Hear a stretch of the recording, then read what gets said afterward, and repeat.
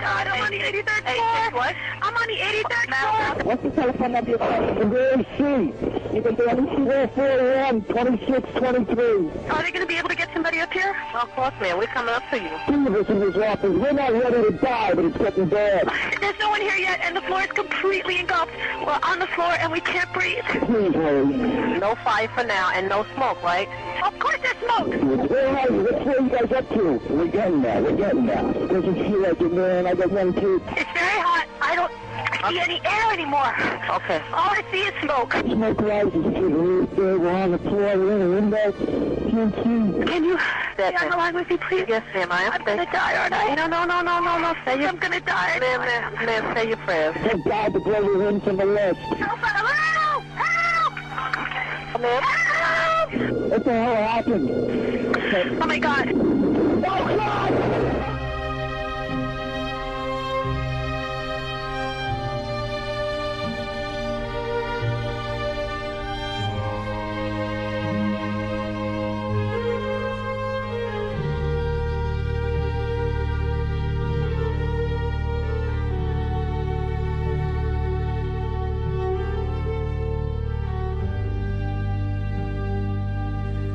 For most Americans, the destruction of the Twin Towers will remain embedded in their memories and their hearts as the epitome of horror, astonishment, and unjustified human suffering.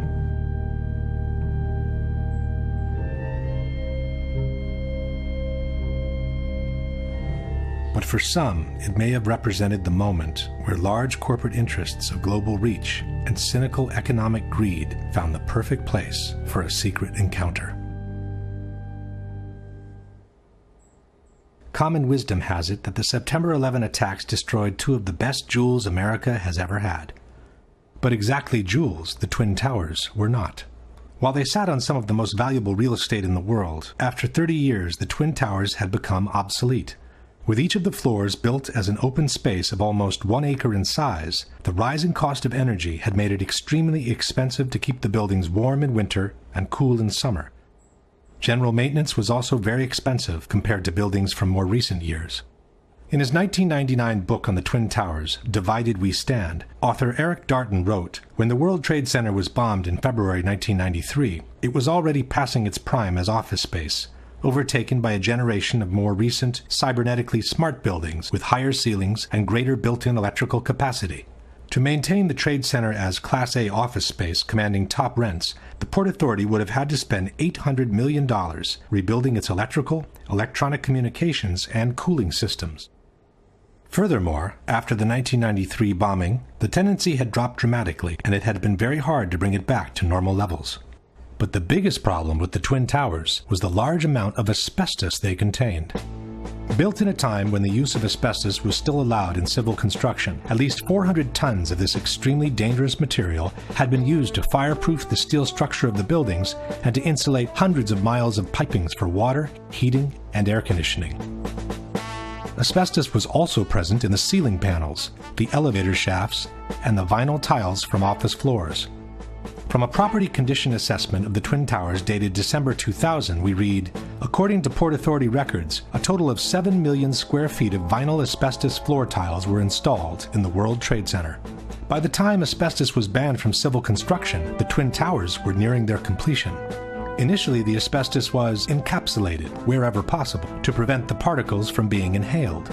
But in the 1990s, the regulations grew tighter, and every time a simple renovation was needed, the complete removal and replacement of the asbestos was also required. At the same time, because of the health risk it posed, the cost of asbestos removal and abatement had been skyrocketing. Safety procedures required the areas to be treated to be vacated in advance, hermetically sealed, and kept under negative pressure at all times to prevent particles from escaping outside. Only specialized workers could access the area, wearing airtight suits and respirators. A full decontamination process was required every time they left the area. In the mid-90s, the Port Authority put out different bids for the removal and replacement of the asbestos in a case-by-case scenario. For example, this is a 1995 contract for the installation of 2 low-voltage substations in Towers 1 and 2. One section in the contract listed the replacement of asbestos at floors 41, 42, 75, and 76 in Tower 1 and floors 75 and 76 in Tower 2. Total cost for the asbestos removal and replacement, $868,000. Tower 2, 40th floor. Contract for asbestos removal and abatement. Total cost, $650,000. Towers 1 and 2, removal of asbestos and new ceilings at floors 7, 41, and 75. Total cost, $882,000. It soon became clear that the Twin Towers were quickly turning from a prestigious asset into a serious liability. From the December 2000 condition assessment, we read, from 1986 to 1999, a total 31 contracts were bid, and a total of $58.2 million was spent in abatement projects. By then, 3.5 million square feet of vinyl asbestos floor tile was removed. Only half of the initial 7 million square feet installed. At the estimated cost of $5 to $6 per square foot, that accounted for an additional $20 million in cost for the Port Authority, and that was for the floor tiles only. There were also hundreds of thousands of square feet of spray-on fireproofing to be removed throughout both buildings. And then there were the elevators. This is the list of elevator shafts with asbestos-containing material as of December 2000. This is Tower 1. And this is Tower 2. Reportedly, by the year 2000, the Port Authority was looking at an asbestos abatement bill of as much as $1 billion, the same money it would have cost to build a brand new tower. Back in the 90s, the Port Authority had sued the insurance companies, trying to get them to cover the cost of the asbestos removal. But in May 2001, 4 months before the terrorist attack, the Port Authority of New York and New Jersey lost their 10-year-old court battle. At that point, the Port Authority was between a rock and a hard place. The Twin Towers could no longer be maintained without incurring the cost of asbestos removal, yet they could not be demolished because of the large amounts of asbestos they contained. The only remaining option was to dismantle and remove the two poison-filled giants one piece at a time. But the cost of such an operation would have been so astronomical that no one has ever tried to put a number on it. Luckily for all, the stalemate was broken when a real estate tycoon named Larry Silverstein, who already owned Building 7, offered to purchase a 99-year lease for the Twin Towers. 76 years old, and look at him go. He walks fast, talks fast, and is always selling. Silverstein seemed in a big hurry to close the deal. Even though he had been hospitalized for a car accident during the bidding operations, he asked his doctors to take him off the morphine so the deal could be finalized. So I told the doctor, I said, kill the morphine, and I got to get my people in here, because you can't think with morphine. So they let the morphine run down. The pain was terrible, but I brought everybody together, and that's when we framed our best and final bid. On July 24, 2001, Larry Silverstein celebrated the acquisition of the Twin Towers with a public ceremony. Silverstein signed the lease on the World Trade Center just 6 weeks before 9/11. He then took out an insurance policy covering the Twin Towers for $3.2 billion in case of total destruction. Silverstein then began spending every morning of the week in his new office in the North Tower. And so my mornings were spent at the Trade Center, and then by noon I was back uptown. But on September 11, luckily for him, Silverstein didn't go to work. Even though he had already scheduled a business meeting in the North Tower, he found out that his wife had made an appointment for him at the dermatologist. The morning of September 11th, Silverstein was scheduled to have breakfast at the restaurant at the top of the North Tower. He canceled at the last minute at the insistence of his wife, Clara, who wanted him to go see his dermatologist. That particular morning, my wife, God bless her, had made an appointment for me at the doctor. And I said, okay, yes, dear, I'll go. Everyone who was in that restaurant that morning perished. And then, just minutes later, received a telephone call to turn on a television set and witnessed this horrendous circumstance. This is how, on the evening of September 11, Larry Silverstein found himself in control of some 12 million square feet of new office space to be built on some of the most valuable real estate in the world. And since the terrorist attacks had been two separate events, contended Silverstein, the insurance companies would have to pay him $7 billion to rebuild what he has always been calling My Three Towers. I will spend $7 billion on My Three Towers. Eventually, a settlement was reached for $4.5 billion, which was still 1/3 more than the amount initially insured by Silverstein.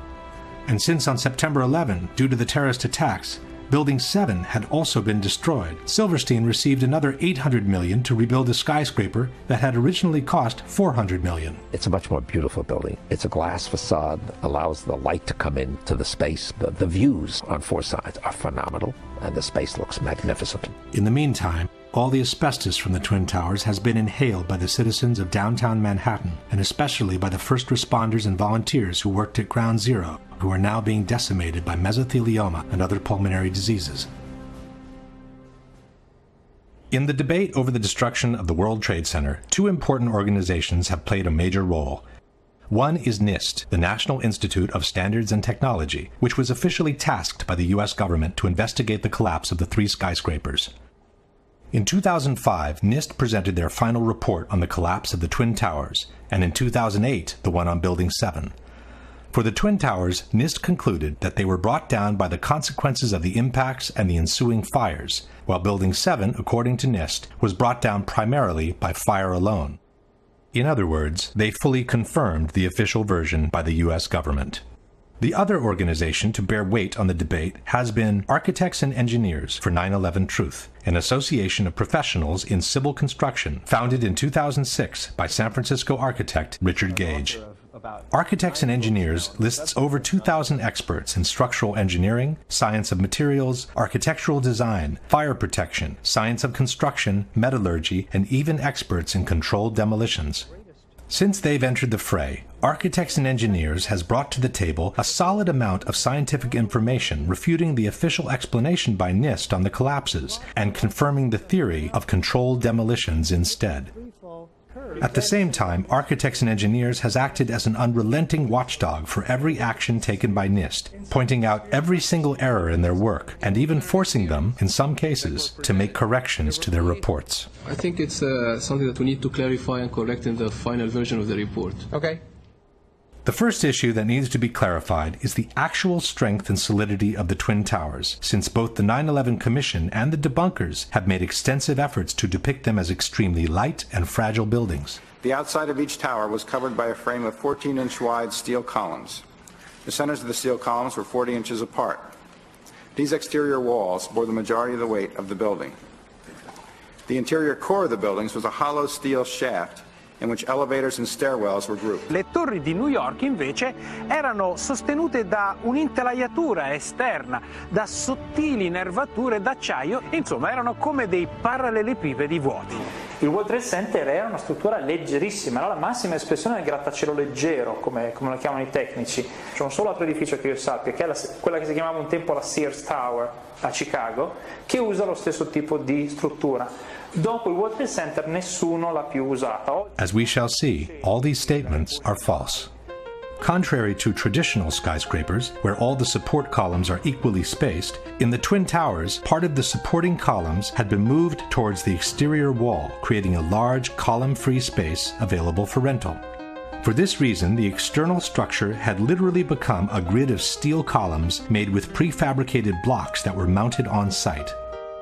These are the thin steel nerves mentioned by debunker Alberto Angela, 244 steel columns placed approximately 2 feet apart, which supported 40% of the weight of the towers. Far from being two empty parallelepipeds, the internal structure was comprised of 47 steel columns, so long and sturdy that a special factory in Japan had to be built in order to assemble them. It was the core structure to support the majority of the weight of the building, 60% of it, and not the external structure. The core structure seen on the left is what the 9/11 Commission has called a hollow steel shaft. This is the same core structure near the base of the tower. The core structure was an actual, extremely robust steel skyscraper built within another skyscraper. The core structure housed the stairs, the elevators, and all other services needed for the functioning of the tower. The inner walls of the core structure were made of simple layers of sheetrock. A long series of steel trusses connected the core structure to the external one and supported the floors. The floors were also prefabricated rectangular pieces covered by a thin layer of concrete.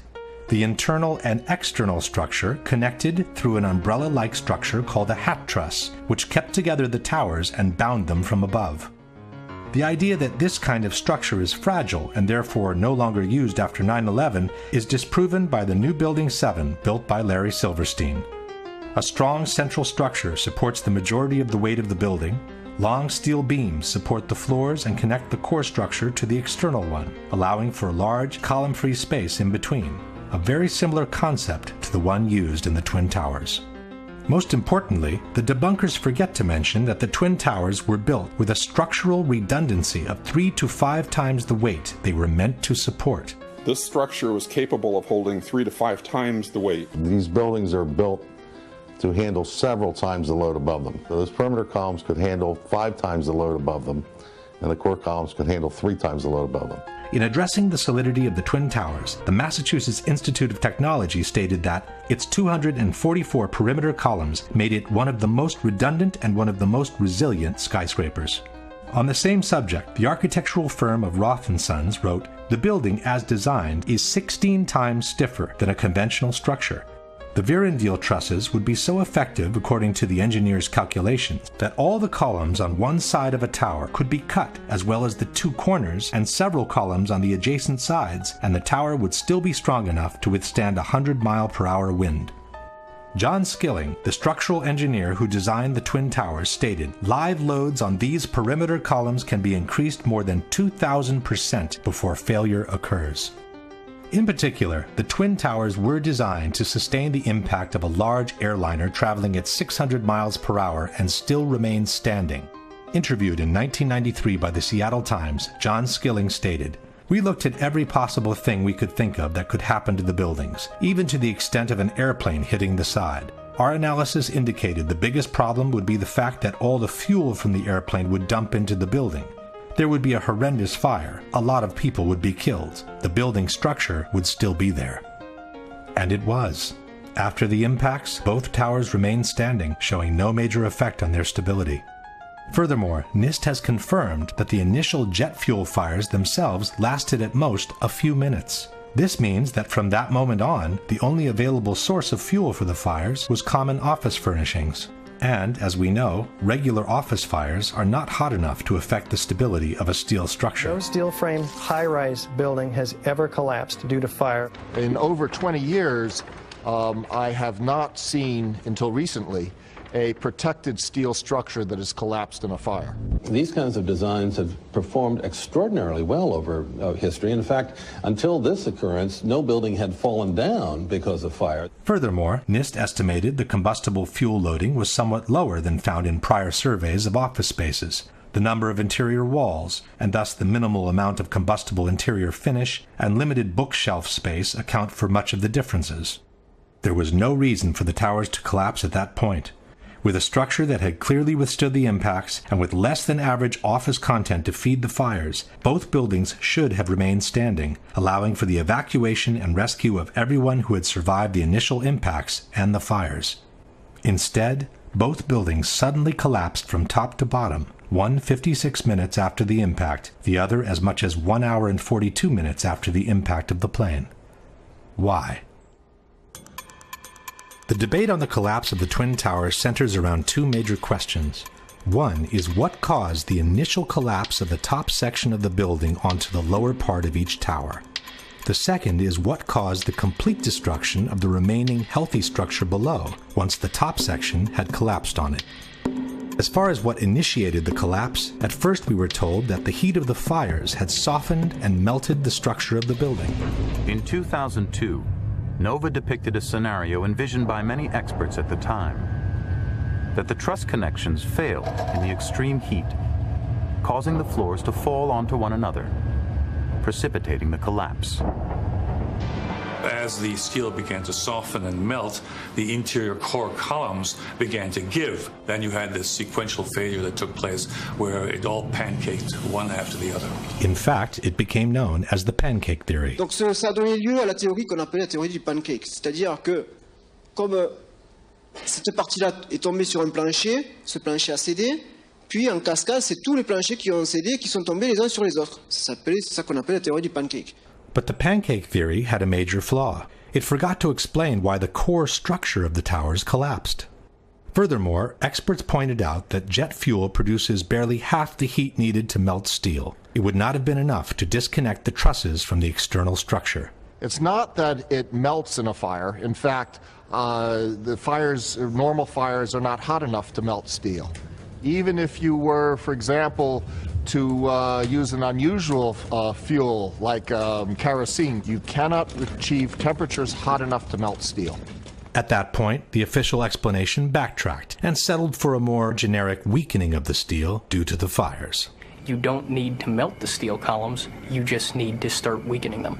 What we found is it doesn't take temperatures high enough to melt steel, it just has to heat up the steel so it expands and then softens and weakens the structure until it collapses. In the new explanation, the initial failure was no longer blamed on the rupture of the steel trusses, but on their sagging due to the heat. The trusses stayed connected to the columns, even as they sagged from the heat.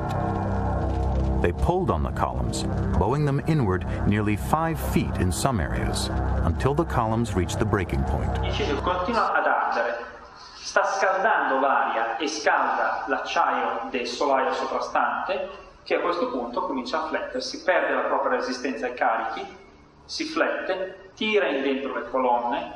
A un certo punto le colonne della facciata, che sono portanti, portano circa il 40% del peso della struttura, si rompono. Suddenly the columns snapped, and as a result the entire top of the building came down pretty much in free fall because the kinetic energy that was unleashed was just huge.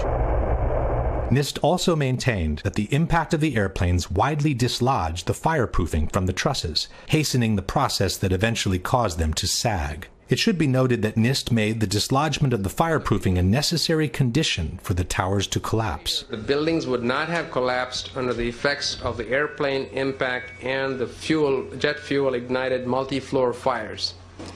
And the reason it collapsed is because the fireproofing was dislodged. But the theory of the sagging trusses created even more problems than the one before.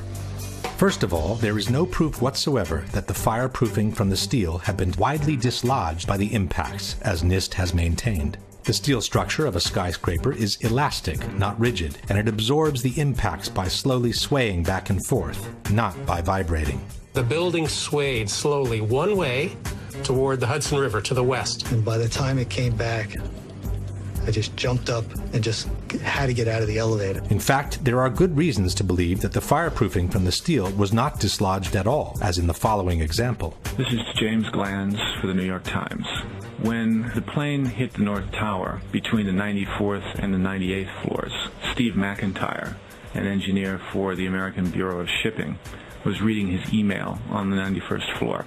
The plane hit, and I think he described it as the biggest wham he'd ever heard.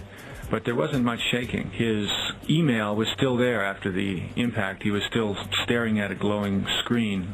He had a little knick-knack, a piece of slate in the shape of a sailboat, hadn't fallen off his desk.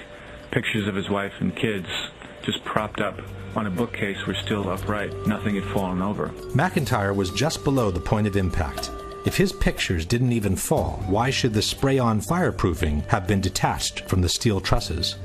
Secondly, there's no proof that the temperatures were high enough to seriously weaken the steel in any case, with or without fireproofing. The majority of the jet fuel was burnt up instantly in the big fireball, and it was gone. The fires that were left were office furnishings and carpet and things like that. A lot of things in these kind of buildings have to be fire resistant by nature. It's required by code. In their computer simulation, NIST claims to have observed temperatures beyond 1800 degrees during the fires. But NIST has used their own computational model, and they've never published the data from their simulation. When architects and engineers asked to verify the computer model used by NIST, their request was denied. The truth is that NIST itself admitted in their own report to have no proof for temperatures high enough to seriously weaken steel. From the NIST report we read, of the more than 170 areas examined on 16 perimeter column panels, only 3 columns had evidence that the steel reached temperatures above 250 degrees centigrade, or 480 degrees Fahrenheit. Only 2 core column specimens had sufficient paint remaining to make such an analysis, and the temperatures did not reach 250 degrees centigrade. No conclusive evidence was found to indicate that pre-collapse fires were severe enough to have a significant effect on the microstructure that would have resulted in weakening of the steel structure. In other words, NIST openly admits to have no proof to support their own theory. In conclusion, the known facts are: steel melts at about 2800 degrees Fahrenheit. Softening can begin at about 1100 degrees Fahrenheit. Except for 3 isolated spots, NIST admits to have found no proof of temperatures beyond 480 degrees Fahrenheit, which is less than half the temperatures needed to seriously weaken steel. On the other hand, there is multiple evidence that the temperatures needed to seriously weaken steel were not reached for a sustained time in the Twin Towers. The first one is that a group of 16 people managed to descend through the area devastated by the impact without obviously being burned alive. One of them is Brian Clark. And when we came to the 78th floor, the last layer was standing, but it was cracked, and there were flames licking up the other side of the wall like this. It wasn't a roaring inferno. I sensed that the flames were maybe starved for oxygen right there, in the interior. We kept going, and we got onto the 74th floor. When we got down that far, normal conditions. The lights were on, fresh air coming up from below. Attivissimo has maintained that these people managed to survive because in that part of the building the stairwell runs on the side of the tower and not through the center. Quando sono passati di lì, sono passati attraverso una zona che era nell'angolo opposto rispetto agli incendi. Quindi è logico che non siano stati bruciati. Questa scala fa questo giro e scende. In truth, stairwell A traverses to the side of the tower on the 82nd floor, but Clark and his colleagues were on the 84th. This means they descended 2 floors in the center of the tower before crossing over. Furthermore, one of Clark's colleagues went back from the 81st to the 91st floor before descending all the way to the ground. Ron DiFrancesco, who went in the 81st floor with me, he went up to 91, caught up to the people, laying down on the floor, to thinking that there was fresher air at floor level. He made his way back to the stairs. And so I started to run downstairs, and so I ended up on ground level, and I went to walk out. Had there been a temperature of 1100 degrees around the stairwell, nobody would have been able to go through it alive. Secondly, there is a series of thermographic images shot with an infrared camera showing temperatures much lower than those needed to soften steel. This is the North Tower, seen from below. It's 9:18, about a half an hour after the impact of the first plane, and the indicated temperatures do not reach the color yellow, which means they don't exceed 100 degrees centigrade or 212 degrees Fahrenheit. And this is the South Tower, some 15 minutes after the impact of the second plane. Here too, the indicated temperatures do not exceed 212 degrees Fahrenheit. But the major problem with the sagging trusses theory is that it doesn't make any sense from a mechanical point of view. Even assuming the temperatures were high enough to make them sag to such an extent, where did these relatively thin trusses find the strength to pull and then break apart a supporting structure much larger and stronger than they were? The phenomenon suggested by NIST is called thermal expansion. If one assumes that the trusses were forced to expand downwards by the vertical structures resisting the push, it means they were weaker than the structure, and they would have never found the strength to pull it inwards. If instead the trusses sagged on their own, so weakened by fire to become unable to support their own weight, where would they find the strength to pull and break apart the same structure that had easily supported them when they were strong and healthy? In either case, the idea that the trusses alone would have been able to pull and break apart the external structure makes no sense. As we shall see, the external structure did bow inwards before the towers collapsed. But a much greater force than their own must have been applied to those trusses for them to be able to pull and break apart the structure they were attached to. Question: can you provide any evidence that the fireproofing from the steel trusses was widely dislodged by the impact of the planes, which NIST has made a necessary condition for the collapses to be caused by fire? Can you provide any evidence that the temperatures in the Twin Towers were high enough and lasted long enough to seriously weaken the steel in the areas where the initial collapses occurred? Can you explain how a sagging truss weakened by heat could pull and eventually break apart the structure it is attached to with no external force being applied to it? If the explanation by NIST on what caused the initial collapse seems seriously flawed, their explanation on what caused the complete destruction of the towers does not exist. Within more than 10,000 pages filled with technical data of relative importance, in a footnote on page 82 of the NIST report we read, the focus of the investigation was on the sequence of events from the instant of aircraft impact to the initiation of collapse for each tower. For brevity of this report, the sequence is referred to as the probable collapse sequence, although it does not actually include the structural behavior of the tower after the conditions for collapse initiation were reached and collapse became inevitable. With the simple word inevitable, NIST purports to have explained the total destruction of 80,000 tons of a perfectly healthy steel structure upon itself. The area below the damage zone where the planes flew in and where the fire was, that area below that, those 80 or 90 stories, 80,000 tons of structural steel was not damaged in any way. Yet you stood there and watched it destroy itself, wiping out floor by floor all 287 structural columns as if they didn't exist underneath the damage zone. When a well-known debunking website wrote to NIST asking for a clarification on the sequence of the collapses, it received a similar answer. NIST did not describe the specific sequence of events after global collapse initiated. This astonishing statement has been repeated by NIST over and over again under the most surprising of justifications. Once the collapse initiated, the video evidence is rather clear. It was not stopped by the floors below, so there was no calculation that we did to demonstrate that, what is clear from the videos.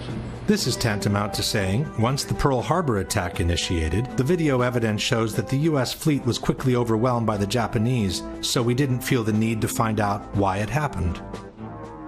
To make up for this embarrassing void, the debunkers often point at some independent studies which purport to explain the collapses by gravity alone. Ci sono opere tecniche come quelle che vedete citate qui che analizzano in estremo dettaglio la dinamica del crollo delle torri gemelle e non trovano niente di strano. The study most quoted by debunkers is called What Did and Did Not Cause the Collapse of the WTC Twin Towers in New York by Czech engineer Zdeněk Bazant. But in his own study, Mr. Bazant admits to have worked on a one-dimensional model, while he states, the high tilt seen on the South Tower top would call for a three-dimensional model of progressive collapse. In any case, it is not up to private studies to explain the collapse of the Twin Towers. NIST received $20 million of taxpayers' money to determine why and how World Trade Center 1 and World Trade Center 2 collapsed following the initial impacts of the aircraft, and to this day they have not done so. This is why Architects and Engineers has kept pressing NIST, asking them to publish their data in regards to the potential energy released during the downwards movement of the upper stories and the absorptive capacity of the intact structure below the collapsed zone. Structural engineers do this every day. This is not rocket science. You have the known weight of this building mass. You have what are known columns below it in order to resist it. You let it go in your models and you calculate what the resistance is. Why didn't they do it? Could it be because they knew darn well that it would not have collapsed at all? In fact, it could be suggested that NIST never explained the collapses by gravity alone because it would be impossible to do so without violating at least two of the most fundamental laws of physics. One is Newton's third law of motion, which states that for every action there is an equal and opposite reaction. This means that two opposing forces will neutralize each other. In a head-on collision, the two cars absorb each other's kinetic energy and transform it into physical deformation or damage. After that, the system comes to a rest, as there is no more energy to be dissipated. The top section, pushing on the bottom section, it's going to meet equal forces as it goes. Both sections are going to be demolished at the same rate. So by the time you've crushed up 15 stories below it, the top 15 stories are also going to be crushed. And so there's nothing left now to crush the rest of the building. Something of this kind is what we should have seen when the top section of the towers collapsed onto the lower one. The upper and lower sections should have mutually destroyed each other until all the energy is dissipated and the system comes to a rest. Alternatively, as shown in this experiment with 2 towers made of snow, the top section could have fallen off to the side after the initial collapse. What could not have happened is this. A little tiny chunk of the building can't possibly fall and crush the entire structure below it. This is such a simple, fundamental concept that architects and engineers were astonished in seeing it totally ignored by NIST. This is high school physics, and our whole society is being led to believe that these fundamental laws of physics, hard science, don't apply anymore. But even if we assume that the top section of the tower had enough potential energy to destroy the rest of the structure below, it could not have done so at the speed it did, which was near freefall speed. That would have violated an even more important principle in physics, known as the law of momentum conservation. This law states that the total energy within an isolated system must always remain the same. As we have seen, the energy can be transformed within the system, from motion to physical deformation. But for the deformation to begin, the velocity must decrease in order for one kind of energy to be transformed into the other. No new energy can be added to the system. One particular example of momentum conservation is freefall. Freefall happens when the only force applied on an object is gravity. This means that all the potential energy contained by the object is converted into vertical motion. As soon as the falling object hits an obstacle and breakage occurs, the speed must decrease, because some of its energy needs now to be converted into physical breakage. It takes energy to break things apart, and that energy must come from within the system. Thus, the falling rock cannot keep falling at free fall speed and break apart at the same time, because it doesn't have enough energy to do both. Let's go now to the Twin Towers and ask a simple question. Assuming that the top section on the left contains enough potential energy to destroy the rest of the tower, and assuming we dropped both upper sections at the same time, which one would hit the ground first? It would be the second, of course. As it finds no obstacles in its path, the section on the right would quickly accelerate to free fall speed and maintain it all the way to the ground. The section on the left instead needs to use some of its energy to destroy the structure below, so it could never achieve free fall speed. In the case of the Twin Towers, however, both upper sections fell with an acceleration close to free fall speed, as if their path had been practically free from obstacles. It took each tower between 10 and 12 seconds to collapse to the ground, while an absolute free fall time would have been 9.2 seconds. In other words, both upper sections of the towers found enough energy to destroy 80,000 tons of healthy structure below, while accelerating to near free fall speed. This is, as we have said, absolutely impossible by gravity alone. The law of momentum conservation won't allow it. A building cannot do free fall with a huge steel structural system in place to support it. The Twin Towers could not have come straight down through the resistance of 80,000 tons of structural steel at the speed of practically free fall. That just would not happen. If in fact it actually hit and made an impact, it was effectively crushing anything, pushing hard on this core structure below it, the core structure is going to push back equally hard. And that's what's going to cause the top section of the building to slow down. As energy is drained away from the system to deform those members, it would slow down the descending mass and cause a descent at less than free fall speed. There is only one way for those buildings to have collapsed at the speed they did. The buildings fall at a speed which can only occur if the structure has been removed, the vertical structure. The same Shyam Sunder from NIST has acknowledged that free fall can only be achieved with the absence of a structure below. Free fall time would be an object that has no structural components below it. But what could have removed the supporting structure below, since the falling section didn't have any extra energy to do so? The fact that it's coming down at free fall says all of the energy is being used to just make it go straight down, which means it's coming down through itself and not breaking up the building as it goes. Something else has to be clearing the way. There is only one known way to allow that kind of acceleration while removing the supporting structure. A building cannot do free fall without it being blown up. That's the only way it could come down at free fall. The only way that a building can accelerate as it collapses is by having pre-engineered, precisely timed, and precisely placed explosives. In other words, controlled demolition.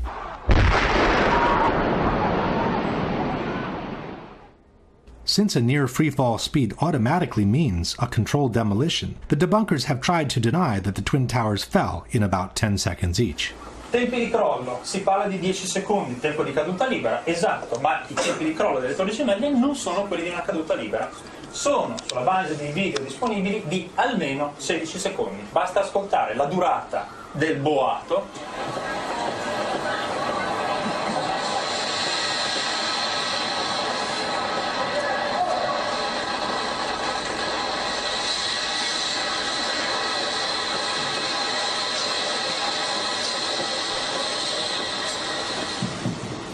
Quindi, se avete contato con me, sono un po' più di 10 secondi. We couldn't count with him, as it's very difficult to establish the exact duration of a collapse by listening to the sounds only.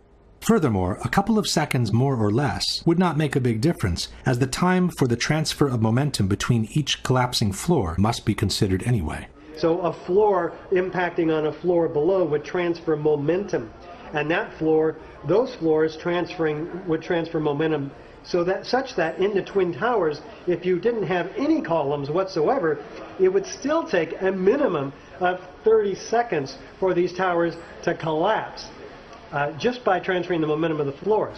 In any case, the near freefall speed of about 10 seconds has been confirmed by different official sources. The 9/11 Commission wrote that the South Tower collapsed in 10 seconds. Mr. Sunder from NIST has confirmed similar timings. The measurements have indicated that Tower 1 collapsed in about 11 seconds and Tower 2 collapsed in about 9 seconds. Mr. Sunder has also acknowledged that the towers came down practically at free fall speed. As a result, the entire top of the building came down pretty much in free fall. The same admission is present in the official report. Since the stories below the level of collapse initiation provided little resistance, the building section above came down essentially in free fall. At this point, we can pose the following question. Given that the building section above came down essentially in free fall, given that for free fall to occur, no supporting structure must be present, and given that the falling sections didn't have any extra energy to destroy the structure below, can you suggest anything different from some kind of controlled demolition for the removal of the supporting structure, which was necessary for near free fall speed to be achieved? At this point, one may wonder what the response by the debunkers has been to all the scientific arguments presented by architects and engineers. There has been no response. All the debunkers have done is to either belittle this association of professionals or to ignore it altogether. Et pour les ingénieurs, quand vous regardez les ingénieurs qui ont signé, alors là, c'est hallucinant. C'est-à-dire que vous avez des ingénieurs en électricité, en hydraulique, en sûreté nucléaire. Enfin bon, c'est vraiment la tour de Babel de l'ingénierie. Les personnes qui sont compétentes en calcul de structure, alors je les ai regardées, une petite trentaine, je suis généreux. Hein. Whether the experts in structural engineering are 30 or 300, it should not make any difference. It's their arguments that must be refuted, and Courant has never done so. Attivissimo instead has chosen to belittle architects and engineers as a whole by terming all its members as gymnasium builders. Abbiamo soltanto Richard Gage e I suoi 1200 costruttori di palestre che dicono ma secondo noi. But Attivissimo has never responded to their arguments either. But the most shocking statement comes from Popular Mechanics. In their book, Debunking 9/11 Myths, they wrote, "Not one of the leading conspiracy theorists has a background in engineering, construction, or related fields."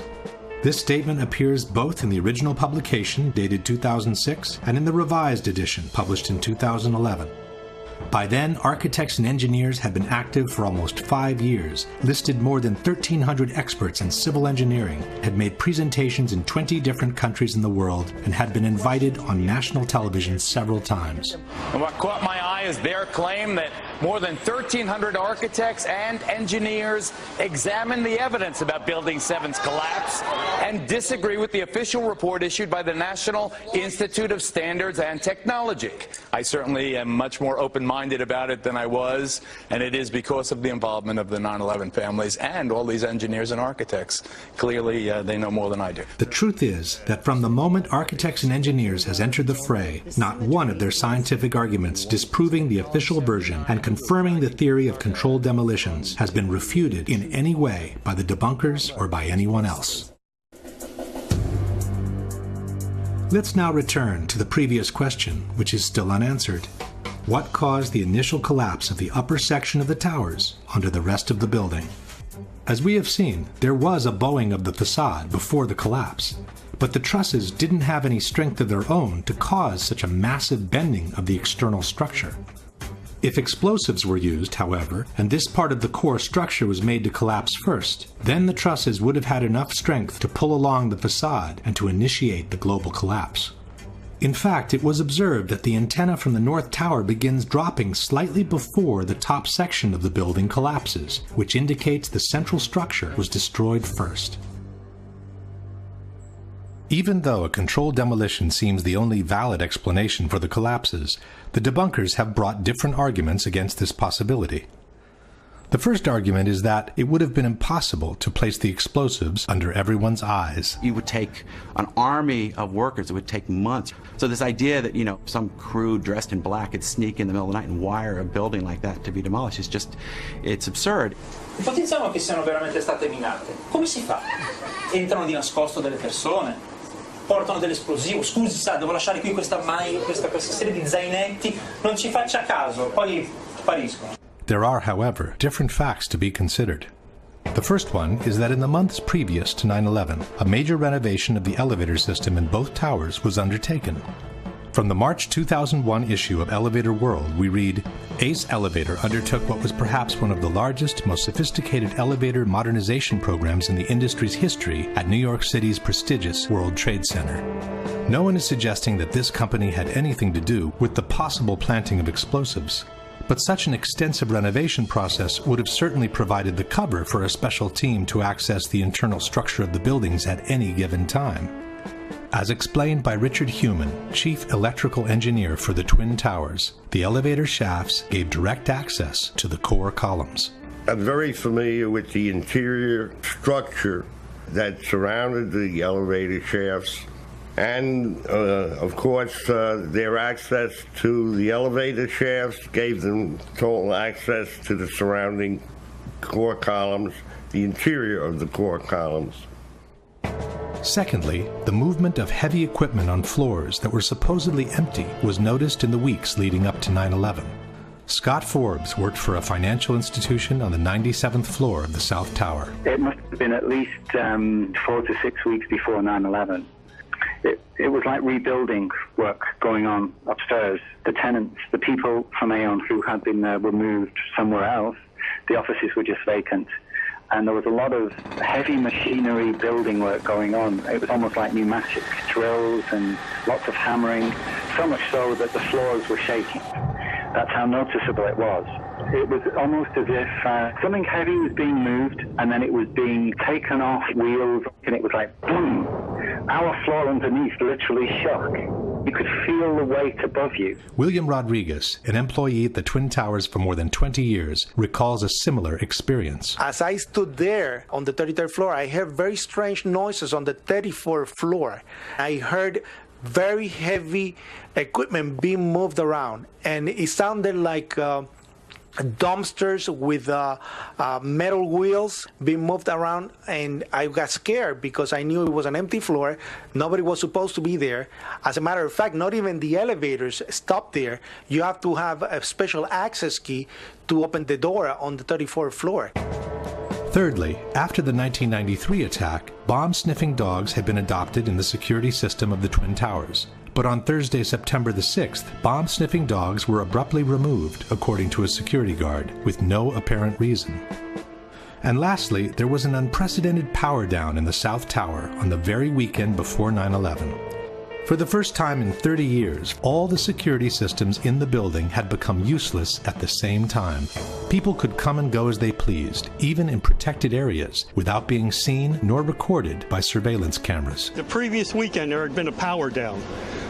Because of the power down, there was a complete breakdown of security that weekend. We had guided tours coming into secured areas by mistake and nobody picking it up because there's no intrusion alarms or anything else. Scott Forbes was also present during the power down. There was a power down in the South Tower on the weekend of the 8th and 9th of September. And it wouldn't have just have affected camera security, it would have affected all the secure systems on doors for either key locks or security badges and so on. To undo them, they weren't working because they're all powered by electricity, so there was no power, there was no backup system, therefore they were all open. What again was the excuse that the Port Authority gave you, Scott, for this 36-hour period of the power being down in the South Tower? The explanation was that there was a recabling exercise to increase the bandwidth of networks that were available in the towers. But what I can recall is that there were plenty of toolboxes, there were plenty of spools of cable, there were men around wearing overalls. You know, they appeared to be like engineers. At the time, it seemed perfectly legitimate what they were doing because this was the story we were given, that there was a recabling exercise. The debunkers are right. It would have been very difficult to bring in the explosives without being noticed. But with the proper cover story, it could have been done under everyone's eyes, in full daylight, without anybody even questioning what was going on. Another argument by the debunkers is that controlled demolitions, they say, always begin from the bottom, while the destruction of the Twin Towers clearly started from the top. Controlled demolitions always begin from the bottom of a building. You cut the bottom columns and then the building falls. If you look at the World Trade Centers, both of them began at the impact wounds where the planes hit. Il crollo della torre parte dall'alto, mentre nelle esplosioni controllate parte sempre dal basso. Si demoliscono le fondamenta, poi si va su e la torre, il palazzo che deve essere demolito, crolla subito. But this is not true.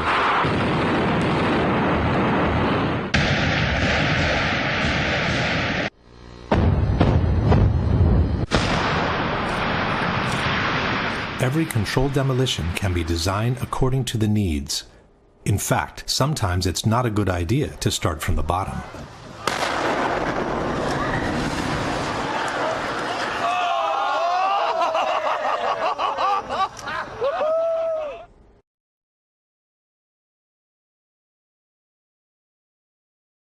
This brings us directly to the issue of explosions.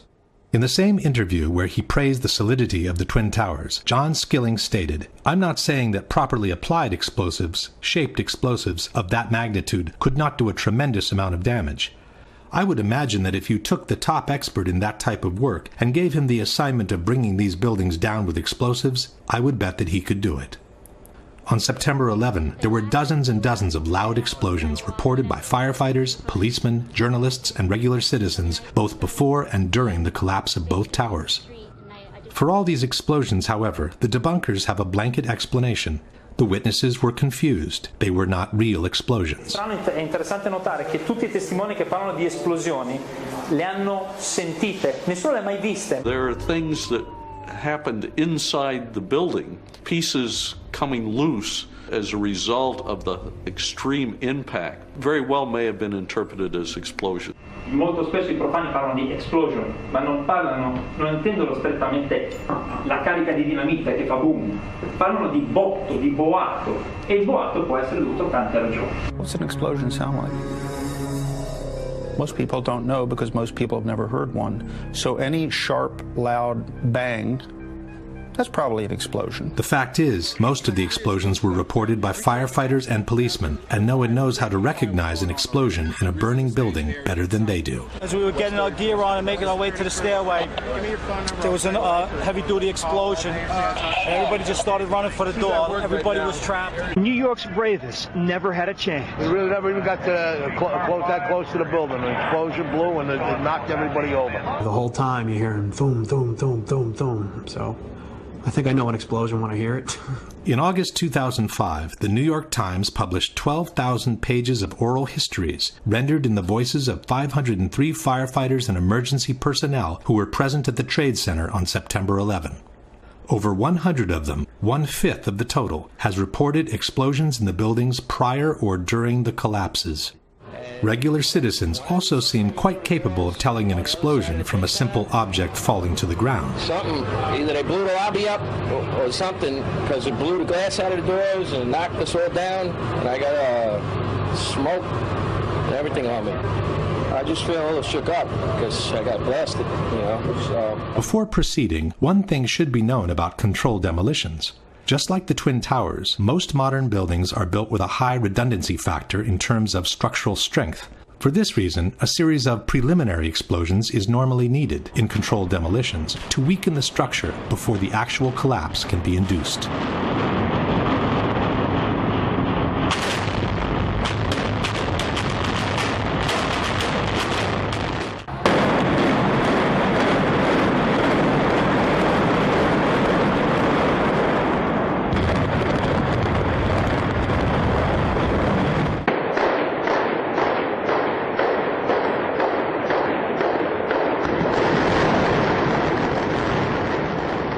Obviously, in the case of the Twin Towers, it would not have been possible to set off the preliminary explosions all at once, just before the collapse. To make them less noticeable, it would have been wise to set them off at separate intervals, any time between the impacts of the planes and the collapse of the towers. For this reason, it's important to keep in mind the exact chronology of the events. 8:46, first impact into the North Tower. 9:03, second impact into the South Tower. 9:59, collapse of the South Tower. 10:28, collapse of the North Tower. 5:20 in the afternoon, collapse of Building 7. Witnesses normally call first explosion the one that came with the impact of the planes, while they call secondary explosions all those that took place in separate moments between the impacts of the planes and the collapse of the two towers. We got that first secondary explosion really got us spooked because we were in the building. Then there's those secondary explosions and then the subsequent collapses. We've heard reports of secondary explosions after the aircraft impacted. According to several witnesses, there was a secondary explosion that took place in the basement of the North Tower just before the plane hit the building. At 8:30, he says he was headed to level B4 in Tower 1, 4 stories below ground. I go downstairs, the foreman tells me to go to remove the containers. As I'm walking by the main freight car of the building, in the corridor, that's when I got blown. I mean, the impact of the explosion, of whatever happened, it threw me to the floor. Morelli then remembers a second explosion, separate from the first. I was racing, I was going towards the bathroom, all of a sudden, I opened the door, I didn't know it was a bathroom, and all of a sudden a big impact happened again. And all the ceiling tile was falling down, the light fixtures were falling. According to the 9/11 Commission, it was the jet fuel pouring down the elevator shafts that caused the explosion in the basement. From the final report we read, a jet fuel fireball erupted upon impact and shot down at least one bank of elevators. The fireball exploded onto numerous lower floors, including the B4 level, 4 stories below the ground. But the witnesses described an explosion that took place in the basement before the impact of the plane. Very strong. Boom! An explosion so hard that pushed us upwards. Upwards. And it came from the basement between the B2 level and the B3 level. And at that moment, I thought it was the mechanical room where they have all the pumps and the generators for the building, that maybe a generator just blew up on the basement. Now, 20 years in the building, you know something that comes from the bottom and something that comes from the top. And when I went to verbalize that it was a generator, we hear, boom, all the way on the top, the impact of the plane on the top. 2 different events, 2 different times. There are others who remember several explosions after the one from below. It came from, I believe, at first we believed that it came from the mechanical room. Then we heard a series of other explosions that sounded up on the above levels of the building. I was in the B4 level, and on my way, I heard a bomb. So I says, probably the transformer again blew up. So I stepped back, finished what I had to finish, and I started towards the door again. and there come a big blast with a big ball of fire. The two separate explosions were recorded at a distance of about 9 seconds from each other during a business meeting that was taking place in a building nearby, One Liberty Plaza.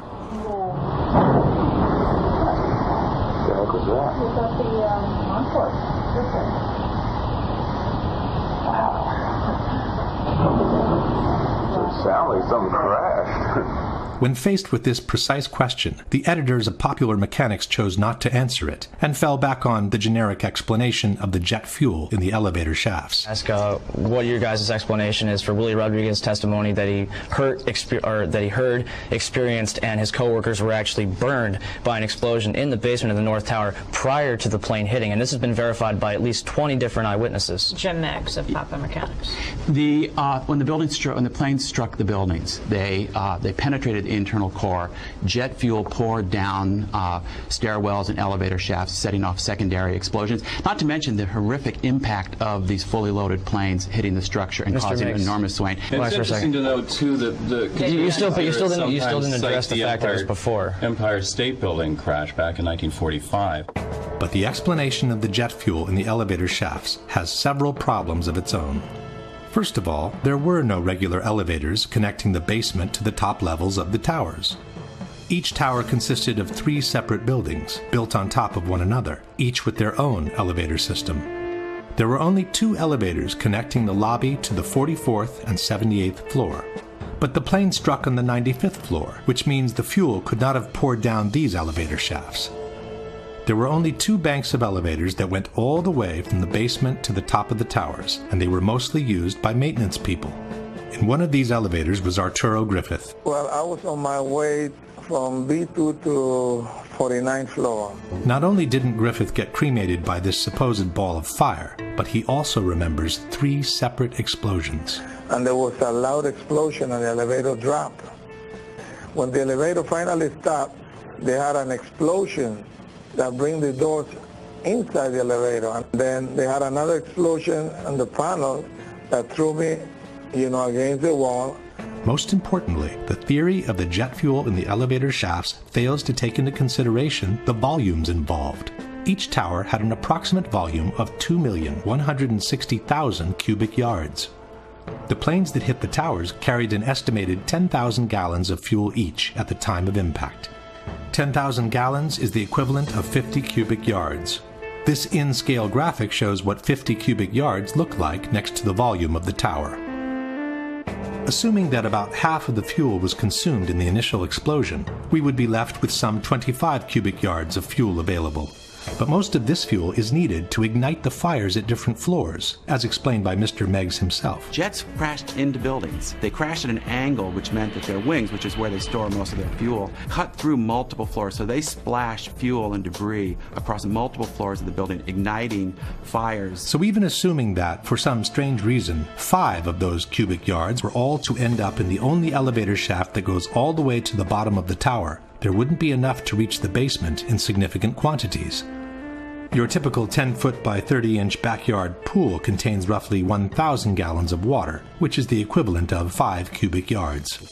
Imagine dumping the water from this pool into this kind of elevator shaft with a drop of more than 1,000 feet below, and you'll get the idea of how much fuel can actually reach the bottom.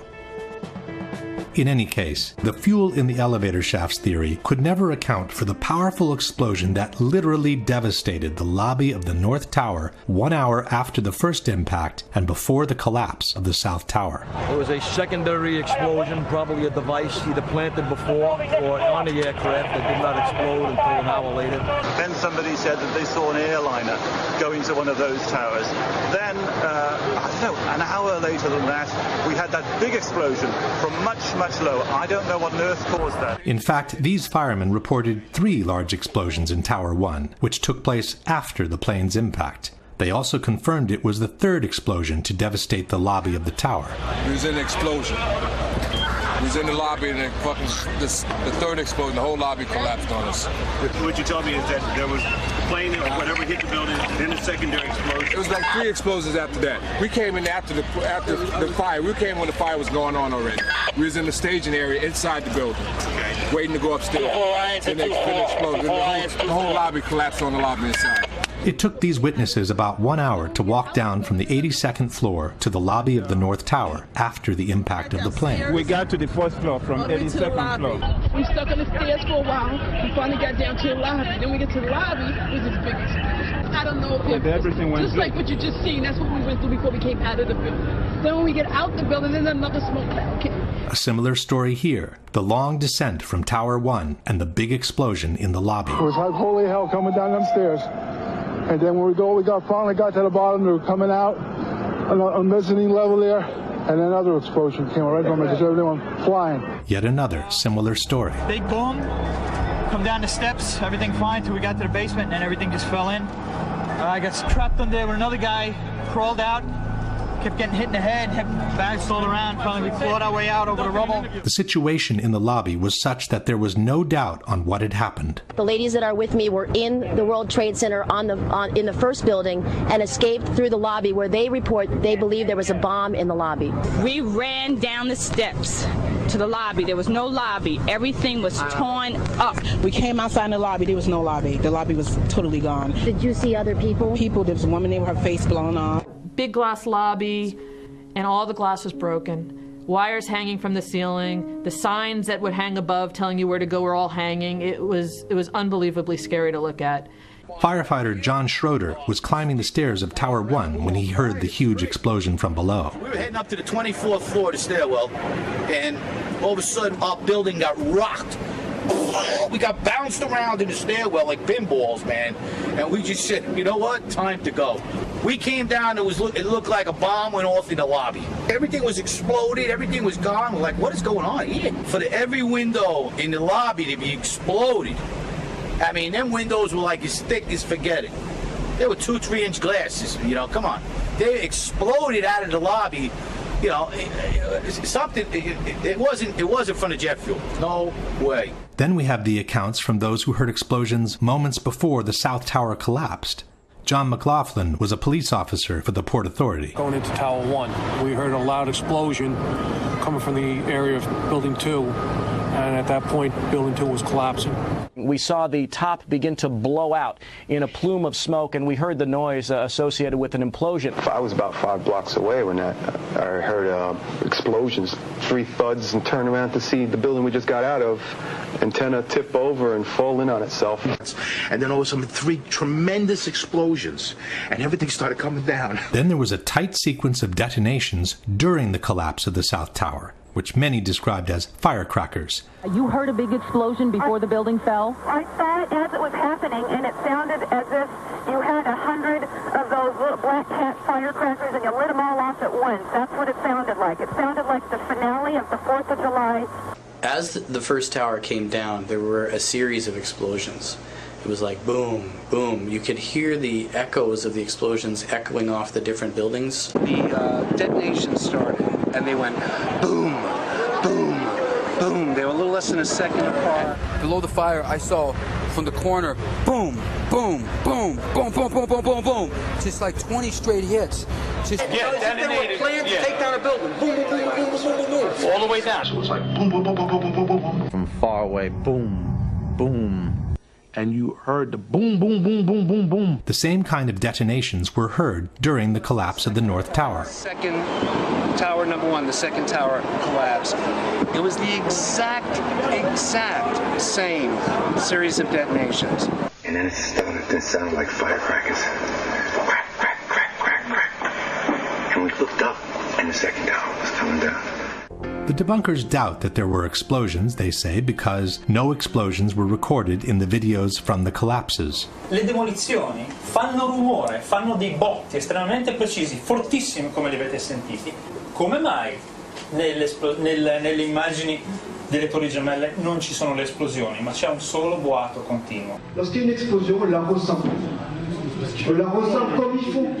Ça se mesure, on l'enregistre. Aucune bande de son ne les enregistre. Aucune. First of all, the debunkers forget that most of the television shots were taken from a distance with long telephoto lenses, and they don't carry the actual sound from the towers. While in the videos shot by amateurs, the soundtrack is usually covered by the screams of those standing around the camera.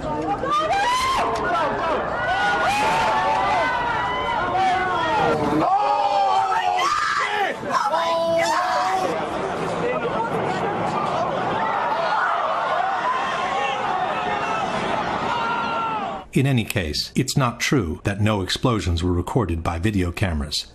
In this shot, for example, a series of loud concussions can be heard just before the collapse begins. On the left, covered by smoke, is the South Tower, moments before the collapse.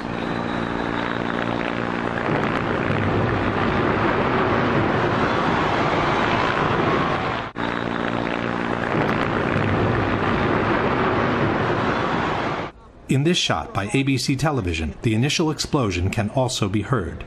Listen carefully after the words FBI agents. This is as close as we can get to the base of the World Trade Center. You can see the firemen assembled here, the police officers, FBI agents. You can see the two towers, a huge explosion now raining debris on all of us. The explosion can be heard even better by separating the stereo track of the microphone from the one of the camera. Here, the police officers, FBI agents.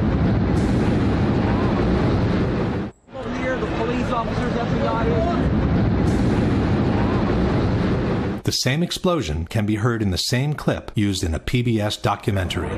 But a key question remained. Did their ultimate failure? But a key question remained. Did their ultimate failure?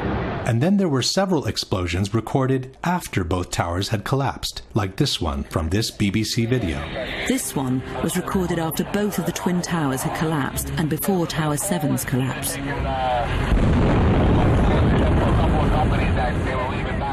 Amateurs also kept recording explosions after the collapse of both towers. It's now 11 o'clock. Still hear continuing explosions, but...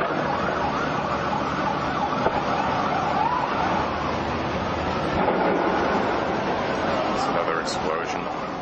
This recording was made between 10 and 11 o'clock. The explosion came from the direction of Building 7.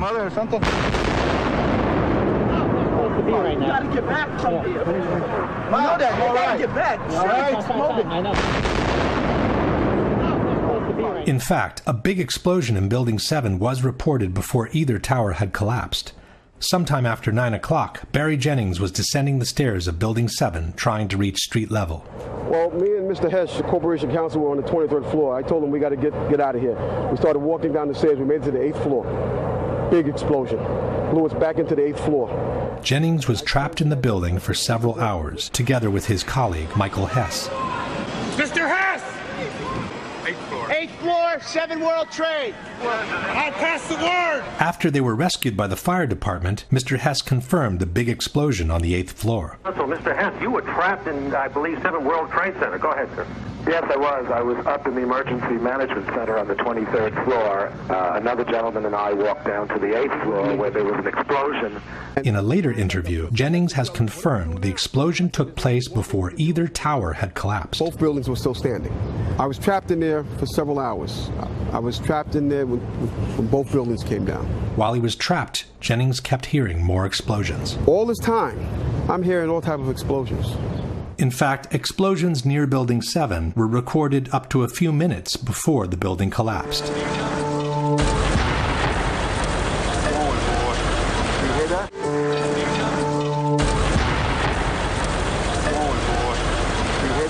And finally, there is also someone who saw an explosion up close, through his very eyes. It's Ron DiFrancesco, the same person who had descended from the 91st floor of the South Tower all the way to the lobby. When he was exiting the building, he heard an explosion. He spun around, and a fireball was coming down the hallway at him. He put his arms up, blew him across Church Street. He woke up in the hospital 2 days later. Yeah, I had burns, they say, on 80% of my body, and I had a broken bone in my back, and I guess my ears were turned inside out just with the burns. My head was very swollen. You know, I had my contacts in, so they were melted to my eyes, and... To doubt the content of all these accounts does not mean to have debunked the claims of explosions. It means to willfully ignore dozens and dozens of dramatic testimonies which describe a story of September 11 quite different from the one we have been told so far. Question. Given that after the initial explosion and the ensuing fires, there wouldn't have been enough jet fuel left to pour down the elevator shafts in substantial quantities, Can you explain the at least 3 separate explosions reported by multiple witnesses at the time of the first impact in the North Tower? In particular, can you explain the huge explosion reported by multiple witnesses in the basement of the North Tower moments before the impact of the plane? Can you explain what caused the huge explosion that literally devastated the lobby of the North Tower, according to multiple witnesses, about 1 hour after the impact of the plane and before the collapse of Tower 2? Can you explain what caused the big explosion reported by Mr. Jennings and Mr. Hess on the 8th floor of Building 7 before either tower had collapsed?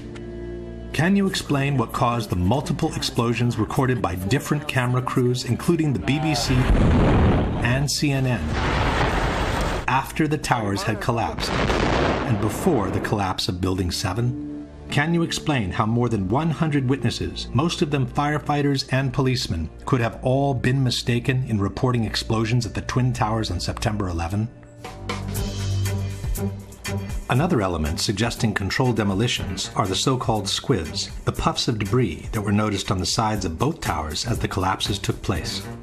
Squibs occur in controlled demolitions when concrete is forcefully expelled from the building by the explosions occurring inside. The individual explosions that I noticed 20 and 30 and 40 stories below the collapsing structure, those are what we demolitions guys call squibs.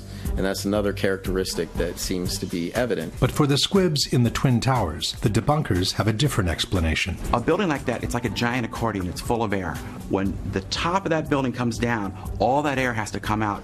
And where it comes out the windows. It blows out the windows. Quanto agli sbuffi, se pensiamo a questi piani che si schiacciano uno sull'altro, l'aria che esce, che porta polvere, fumo e detriti fuori, li spiega abbastanza bene. The debunkers forget that several squibs were observed 20, 30, or 40 floors below the level of the collapse, in an area where the floors above were still perfectly intact. There is no smoke or concrete to be pushed out here when the collapse has only reached this level at this point.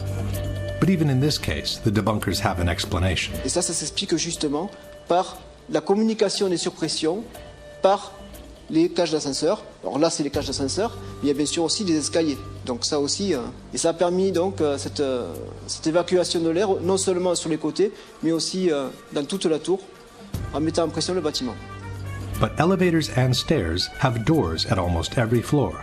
Had there been such a strong compression from above, it would have pushed with equal force on all the floors below, not just the one where the squib occurred.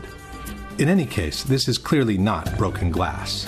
Glass fragments from a window would not even be visible from such a distance. These are high-speed ejections of concrete and other solid debris, which can only be explained by a powerful explosion having occurred nearby. There is even one case in which the expulsion of material, and possibly a human being, takes place before the collapse has begun.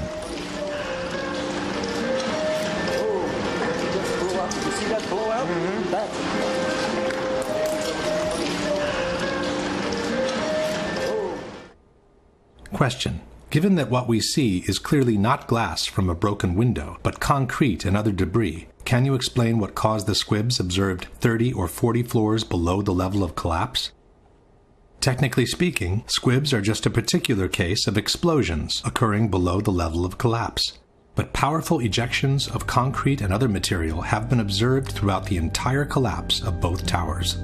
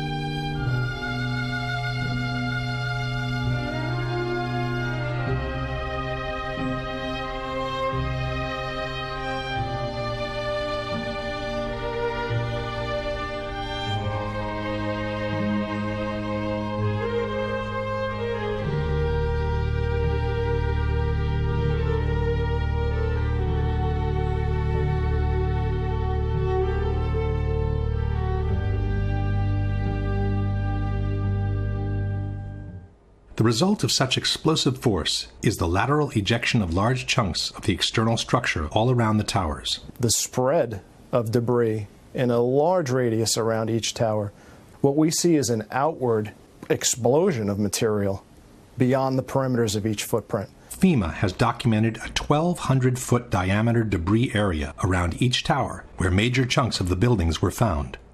This means that parts of the structure were ejected laterally at a distance twice as large as the width of the tower itself. Large multi-ton beams were hurled hundreds of yards laterally. Gravity works vertically, not laterally. The debunkers contend that the material ejected laterally was only the aluminum foil covering the structure, not the steel beams themselves. Ces éléments qui sont là, certains disent, vous vous rendez compte des poutres qui font plusieurs tonnes? Non. Ça, c'est pas des poutres qui font plusieurs tonnes, c'est tout simplement le parement qui était prévu sur les tours, qui étaient des plaques d'aluminium qui étaient collées sur les poutres en acier. Les poutres en acier, elles sont là et là. Ça, c'est juste des choses très légères qui ont volé, comme tout à l'heure ma touillette à café. Voilà. Voilà. Kiran is mistaken. The chunks of material being hurtled hundreds of feet away are not just aluminum covering. They are the same prefabricated blocks of steel structure used to build the two towers.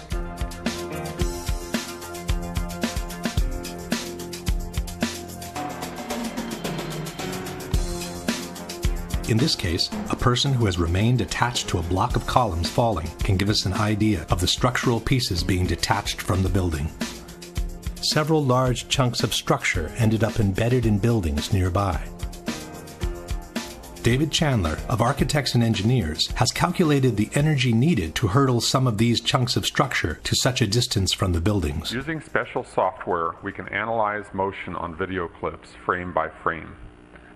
I have placed markers on each frame so we can track a particular projectile. From the markers, we can get a data table and plot various graphs. The data here shows that the object we were tracking was shot horizontally at over 70 miles per hour. The energy needed to hurl a 4-ton girder at this speed is comparable to the energy needed to hurl a 200-pound cannonball 3 miles.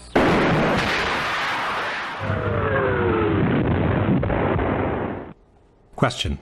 Given that the falling upper sections of the towers had no additional energy to destroy the healthy structure below, where did the energy to hurtle these large chunks of structure at such a distance from the towers come from?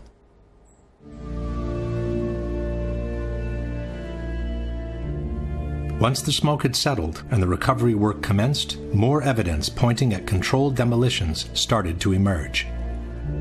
One example are the supporting columns cut at a 45-degree angle that were noticed sticking out of the ground. This kind of cut is typical of controlled demolitions and is obtained by placing linear charges on the columns at a 45-degree angle. Now this is a linear shaped charge and it's wired in with the dynamite. When it cuts, it'll cut this column right on this angle, and then this piece will be deflected and displaced in that direction.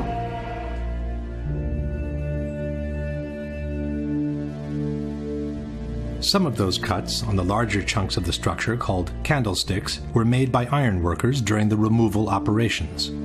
But cut columns were noticed on the very evening of September 11, far before the removal operations had started. You know, this is the first day in a pile. You know, actually, it was on the 11th. It was 8 o'clock at night, and we had a hunt for iron workers. But meanwhile, there was tons and tons of beams that were cut with no acetylene to be had, nor iron workers to do the work. It's just physically not possible to cut that much steel in that amount of time, especially with no one to operate the equipment. It just didn't add up. When asked about the presence of columns cut at a 45-degree angle, Danilo Coppe, Italy's foremost expert in controlled demolitions, stated, "I'll confess, this is extremely curious from a technical point of view, as this is a very similar result to the one obtained with cutting charges." Another kind of cut commonly used in controlled demolitions is the so-called V-cut. This little V here gives it a place to slide off. That's all it does. And by putting them on at this diagonal, we're trying to fill this structure in this direction. A large V-cut is visible on this chunk of structure from Building 7. The same chunk exhibits also a 45-degree angle diagonal cut on the crossbeam, with a lighter V-cut at the end of the other beam.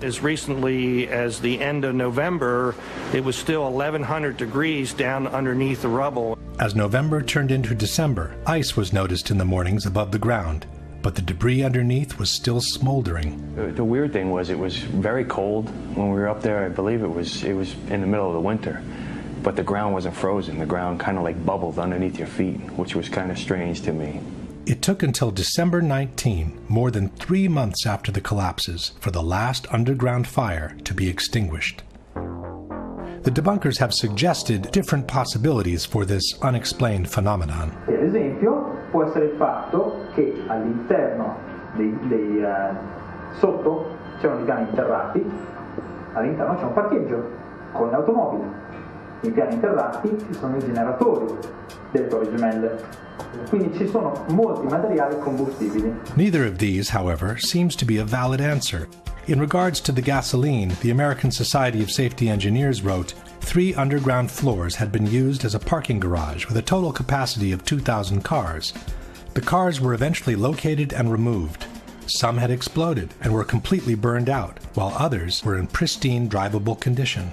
The gasoline in a car either explodes or it remains inside the tank. It does not leak out and go looking for fires to be fueled. In regards to the generator tank, the Society of Safety Engineers wrote, 72,000 gallons of diesel fuel were stored in a tank on basement level 7. The tank was eventually located and inspected. Although slightly damaged, no leaks were found. The fuel was removed.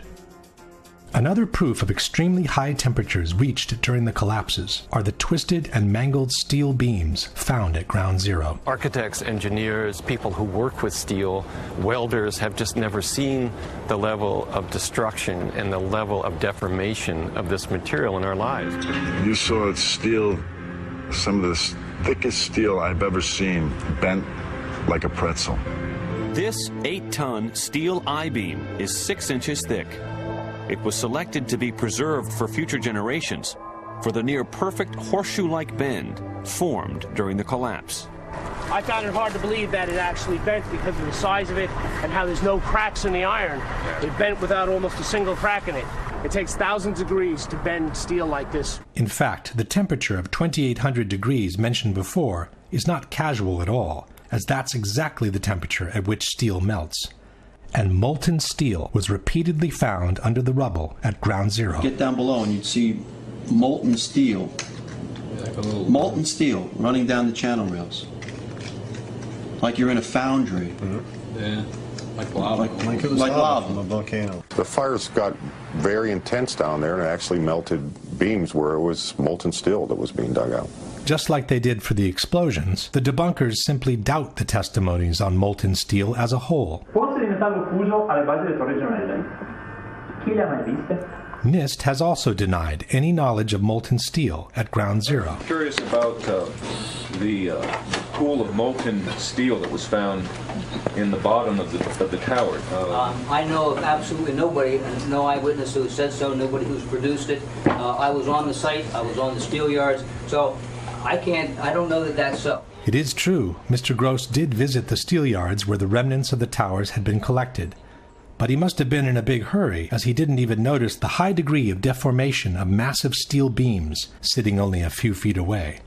In any case, there are several highly credible witnesses who have reported the presence of molten steel at Ground Zero. Rich Garlock, a structural engineer working at Ground Zero, said, "Going below, it was smoky and really hot. Here, World Trade Center 6 is over my head. The debris past the columns was red hot, molten, running." A supervisor from the National Environmental Health Association, Ron Berger, stated, "Feeling the heat, seeing the molten steel, the layers upon layers of ash, like lava, it reminded me of Mount St. Helens." William Langevisha is the author of American Ground, a book containing detailed descriptions of the conditions at Ground Zero. One passage mentions streams of molten metal that leaked from the hot cores and flowed down broken walls inside the foundation hole. Greg Fushek, who provided the rescue workers with global positioning equipment, stated, "Sometimes when a worker would pull a steel beam from the wreckage, the end of the beam would be dripping molten steel." Peter Tully of Tully Construction said that he saw pools of literally molten steel at the World Trade Center. Marc Loiseau, president of Controlled Demolitions Inc., was told by contractors at Ground Zero about hot spots of molten steel in the basements at the bottoms of the elevator shafts of the main towers. Dr. Abolhassan Astane, a professor of civil engineering at Berkeley University, examined the remains of the Twin Towers. He said, "I saw melting of girders at World Trade Center. If you remember the Salvador Dali paintings with the clocks that are kind of melted, it's kind of like that. That could only happen if you get steel yellow hot or white hot, perhaps around 2,000 degrees. Possibly the most authoritative account of all comes from Leslie Robertson, the engineer who had built the Twin Towers. We were down at the B1 level, and one of the firefighters said, "I think you'd be interested in this," and they pulled off a big block of concrete, and there was like a little river of steel flowing. Again, ignoring all these testimonies does not mean to have debunked the presence of molten steel below the rubble. It just means turning a blind eye to what the actual situation at Ground Zero was after the collapse of the Twin Towers. And there's more. Concrete normally doesn't melt in regular fires. In fact, one of the reasons it's used in civil construction is its resilience to high temperatures. Yet molten concrete was found at Ground Zero. Preserved at the New York Police Museum, this artifact caption reads, "During recovery efforts, several handguns were found at Ground Zero, including these 2 cylindrical gun casing remains and a revolver embedded in concrete. Fire temperatures were so intense that concrete melted like lava around anything in its path." Some debunkers have argued that this cannot be molten concrete, as the higher melting point of concrete would have also melted the steel from the gun. But the molten concrete could have already been cooling off by the time it encountered the guns, in which case it would not have melted them instantly. Here, for example, is flowing lava from a volcano, which is in the process of cooling off after having reached the melting point. As one can see, the lava surrounds the base of the trees without necessarily incinerating them at once. In a hangar near Kennedy Airport sits another artifact attesting to the extreme temperatures reached during the collapses. This formation is really 4 separate stories of the World Trade Center, compressed, compacted, incinerated, exposed to temperatures as hot as the inner Earth. I never knew this existed. Another of these artifacts, nicknamed the meteorite, contains both molten steel and molten concrete. One of the more unusual artifacts to emerge from the rubble is this rock-like object that has come to be known as the meteorite.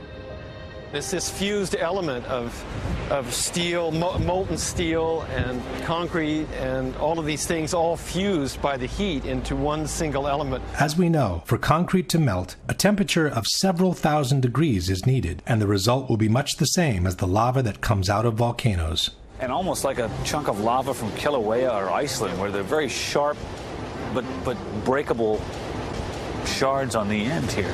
Question. Given that most of the jet fuel was burned after the impacts, given that only office fires were burning at the time of the collapses, and given that no major source of combustibles seems to have been available underground, can you offer a comprehensive explanation for the temperatures up to 2,800 degrees reported at Ground Zero, for the long-lasting fires underground, for the incandescent beams repeatedly extracted from the rubble, for the massive steel beams bent like a pretzel, for the molten steel and the molten concrete observed and found at Ground Zero as caused by the office fires and the gravitational collapses only? The last set of evidence against a gravitational collapse is the almost complete pulverization of all the contents of the Twin Towers, beginning with the concrete floors. Had a simple gravitational collapse occurred, one would expect to find 110 floors pretty much stacked up on each other, like it happens in regular collapses. In the case of the Twin Towers instead, practically all the concrete from the 110 floors of both buildings was literally pulverized. What happened to the concrete? The concrete was pulverized, and I was down here Tuesday, and it was like you were on a foreign planet. All of Lower Manhattan, not just this site, from river to river, there was dust, powder, 2-3 inches thick. The concrete was just pulverized. What do you think this is? I have no idea. What your guess is? Pulverized cement?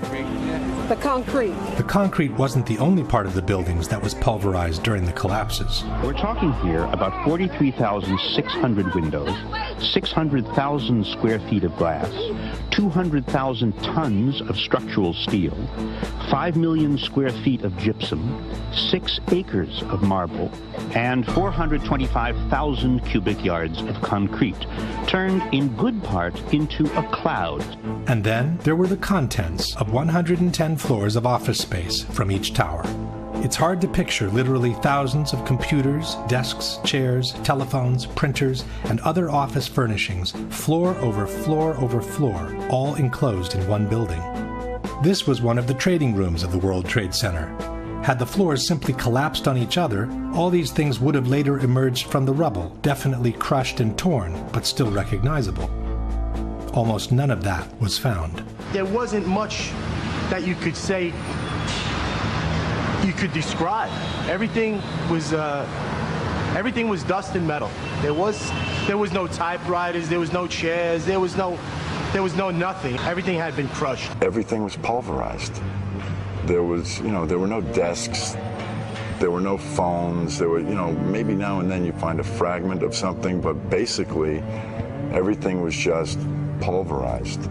There wasn't a computer screen, a laptop, there's no office. I mean, it was, 210-story buildings of office equipment. You don't find a chair. You don't find a telephone, a computer. The biggest piece of a telephone I found was half of the keypad, and it was about this big.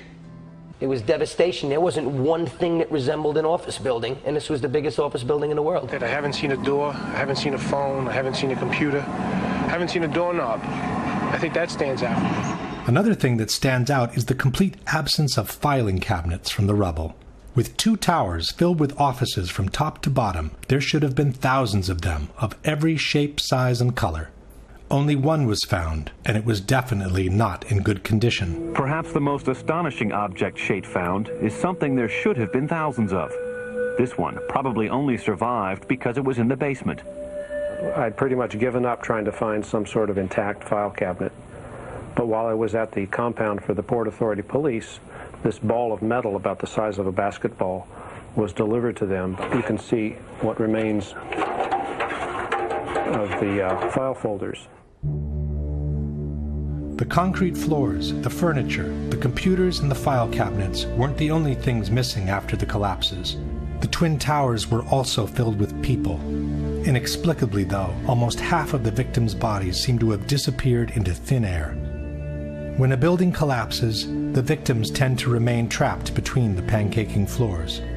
They may be crushed and mangled, but in most cases they remain in one piece. In fact, on the morning of September 11, local hospitals prepared to receive hundreds of victims they expected to be extracted from the rubble. Practically no one arrived. According to the chief medical examiner, 2,749 victims died in the Twin Towers, but fewer than 300 whole bodies were recovered. Nearly 20,000 pieces of bodies were found in the ruins, more than 6,000 small enough to fit in 5-inch test tubes. 200 different pieces were matched to a single person. 1,630 victims were eventually identified, 800 of which by DNA alone. This means that for 800 victims, there were no body parts large enough to be recognizable. The remaining 1,119 victims were never identified. This means that for more than 40% of the victims, not even a fragment large enough to recover DNA was found. For Joyce and Russell Mercer, there's no trace of the son they lost on 9/11, firefighter Scott Kopitko. You can't go to a cemetery, can't put flowers down. Personally, I lost a cousin in the building and never found his remains. He was on the 100th floor of Tower 1 and they never found his anything or any remnants. Tricia Riley recovered her sister Lorraine's handbag, but nothing of her body. Lorraine has a tombstone at the cemetery, but she isn't there. 1,100 victims completely unaccounted for. In other words, no pieces large enough to gain any DNA from, vaporized. Can fire and a gravitational collapse account for this massive pulverization of people? This map by the New York Fire Department shows the locations around the towers where human remains were found. Yellow circles are body parts from civilians. Red triangles are from firefighters. The very distance at which some of the body parts were found remains inexplicable with a simple gravitational collapse. In fact, fragments of human remains continued to emerge from Ground Zero for many years after the attacks. Human remains were found at the World Trade Center site on Wednesday. Crews made the discovery at 11 Water Street. Another 4 possible remains were found at the Whole Road excavation site. The ME is also investigating other remains that were found about 2 weeks ago on the roof of 90 West Street. Construction workers found 9 pieces of bone and tissue on a 20th floor scaffolding on this building on West Street. Workers have found 65 potential human remains at the World Trade Center site over the last couple of days. The medical examiner's office says they were recovered from the Liberty Street section of the site. Then, in 2006, came the biggest surprise. Demolition workers found 74 new bone fragments on the roof of the Deutsche Bank building over the weekend. That's the most found since the end of major recovery operations at the site. The number of fragments found on the roof of the Deutsche Bank kept increasing by the day. Crews continue to find human bone fragments on the roof of the Deutsche Bank building next to the Trade Center site. The medical examiner's office says 142 fragments were found, bringing to 598 the total number of fragments found in the building. Eventually, more than 700 bone fragments were recovered from the Deutsche Bank building. USA Today wrote, "The bone fragments are tiny, some the size of a pinky nail." Some debunkers have suggested that the bone fragments could have reached the roof of the Deutsche Bank after the impact of American 11, as some debris exited the opposite side of the tower in a southerly direction. But the view of the Deutsche Bank was blocked by the South Tower at the time of impact, and there was no direct line between the exit hole in the North Tower and the roof of the Deutsche Bank. Furthermore, as seen in this map, the body parts found on the roof belong not only to civilians, but also to firefighters, who were clearly not present in the North Tower at the time of impact. Question: can you explain how a simple gravitational collapse, where the bodies remain trapped between pancaking floors, could have produced more than 20,000 body parts out of 2,700 victims, while more than 1,100 bodies left no fragments large enough to extract a DNA sample? Can you explain how a simple gravitational collapse could have produced the bone fragments and body parts from civilians and firefighters that were recovered from the roof of the Deutsche Bank building? At this point, we can summarize the evidence for a gravitational collapse and compare it with the one for controlled demolitions. The official explanation for the initial collapse, or sagging trusses theory, is fundamentally flawed for at least 3 reasons. There is no evidence that the fireproofing was widely dislodged from the steel trusses, no evidence for temperatures high enough to seriously weaken the steel, and no valid explanation on how the trusses could have pulled and broken the external structure on their own. At the same time, the initial collapse is fully compatible with a controlled demolition. The official explanation for the total collapse of the Twin Towers does not exist, nor was a scientific calculation ever attempted by NIST, as they have repeatedly acknowledged. At the same time, the full collapse of the buildings is fully compatible with a controlled demolition. The vertical acceleration of the upper sections to near free-fall speed makes it impossible to explain the collapses by gravitation only, without violating at least 2 fundamental laws of physics. At the same time, the near free-fall acceleration achieved by the collapsing towers is fully compatible with a controlled demolition. The amount of witnesses who reported powerful explosions and the ensuing devastation in the Twin Towers is overwhelming. Such explosions cannot be explained by jet fuel alone, while they are fully compatible with a controlled demolition. The squibs observed 30 and 40 floors below the level of collapse cannot be explained by the air pressure in a gravitational collapse.